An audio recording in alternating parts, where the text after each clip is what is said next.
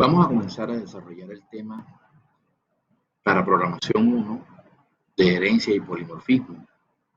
Recordemos, primero que todo, el concepto teórico que nos brinda la herencia.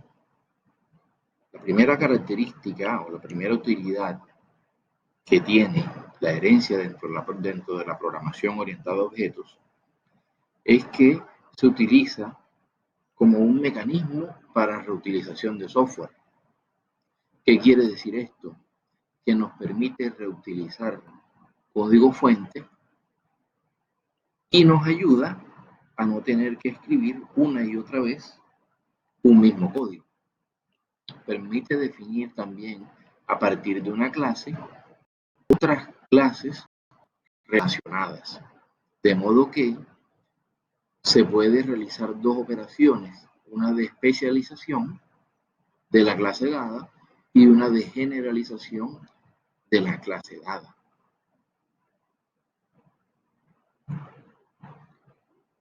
Vemos acá un ejemplo donde podemos observar la herencia mediante el ejemplo de un recurso. Vemos los atributos de esa clase recurso, que son los nombres, la descripción y unos métodos. Y vemos dos clases hijas que se llaman aula y ordenador. Esa aula y ese ordenador serían recursos que estarían heredando a partir de la superclase llamada recurso, que fue la primera que definimos. Entonces, estas dos clases, hijas, aula y ordenador, heredarían de la superclase llamada recurso, mediante la utilización, ya hablando del lenguaje Java, de la palabra reservada extends, que es aquella que permite definir que una clase determinada hereda de una superclase. En este caso estamos diciendo que la clase aula hereda de la clase recurso. Cuando decimos que hereda, significa que en la clase aula pasarían a estar disponibles los atributos y métodos de la clase recurso por ser la clase padre. Entonces ahí tenemos esas clases hijas o clases derivadas, también son llamadas subclases. Y las clases padre también son llamadas superclase. Esa es una nomenclatura que nosotros debemos manejar para la realización de los programas. Entonces acá podemos observar ejemplos de cómo se declaran clases utilizando la palabra extends para definir la herencia de una clase a otra. Entonces podemos observar aquí que esta clase persona sería mi superclase y luego tengo unas clases acá como la clase alumno que hereda de la clase persona. La clase empleado también hereda de la clase persona. ¿Qué estaría heredando? Estaría heredando métodos y atributos.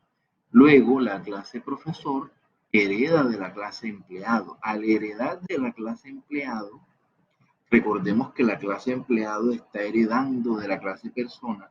Entonces esta clase profesor va a tener los atributos del empleado y métodos del empleado, pero también va a tener atributos y métodos de la persona. Esto sería herencia también. Entonces, esta clase profesor va a heredar del empleado, pero como empleado ya heredaba de persona, eso significa que esta clase profesor también heredaría los atributos de la clase persona, que sería nuestra superclase. Lo mismo pasa con la clase Bedel. La clase Bedel hereda de empleado y a la vez también heredaría de persona, porque empleado está heredando de la clase persona. De esta forma, pues se expresa acá en un diagrama de clases cómo se realiza la herencia y vemos acá ejemplos ya en lenguaje Java. Definimos nuestra clase persona, la definimos común y corriente, como nosotros venimos haciéndola. Y acá definimos ya la clase alumno. Nuestra clase alumno estamos diciendo que se extiende o que hereda de la clase persona. Al yo hacer esto, entonces ya puedo utilizar acá en super, a través de la palabra super. La palabra super lo que hace es llamar al método constructor de la clase madre, o sea, de la clase persona. Y de esa clase persona, entonces yo me traigo los atributos que vienen de esa clase, que son el nombre, los apellidos y el año de nacimiento, con el fin de que yo pueda utilizarlos acá posteriormente. Entonces, la clase alumno tiene sus atributos propios, que son el grupo y el horario, pero también está heredando de la clase persona, está heredando unos atributos que puedo verlos acá, y estos atributos son de la clase persona, pero están heredados en la clase alumno, y yo los puedo utilizar en el momento que lo necesite.